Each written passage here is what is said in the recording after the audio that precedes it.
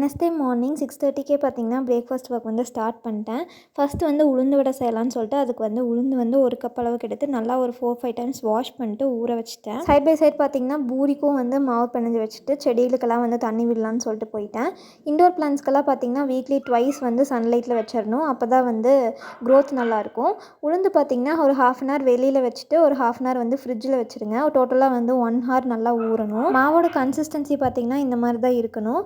மாவு வந்து இந்த மாதிரி நல்லா விஸ்க் வச்சு நல்லா பீட் பண்ணிங்கன்னா சோடா உப்பு போடாமே நல்லா வந்து முருகலாக உள்ளே வந்து சாஃப்டாக நல்லாயிருக்கும். உளுந்தோட பார்த்திங்கன்னா என் ஹஸ்பண்டோட ஃபேவரட்டான ரெசிபி. ஸோ அடிக்கடி எங்கள் வீட்டில் வந்து செய்வோம். சைட்லேயே பார்த்திங்கன்னா பூரியும் வந்து போட்டு எடுத்துகிட்டு கடைசியாக வந்து உளுந்து வடையும் போட்டு பிரேக்ஃபாஸ்ட் வந்து சாப்பிட்டாச்சு. 11:30ங்கிலே பார்த்திங்கன்னா வீட்டில் வந்து எல்லா வேலையும் முடிச்சுட்டு கோயிலுக்கு வந்து கிளம்பிட்டோம்.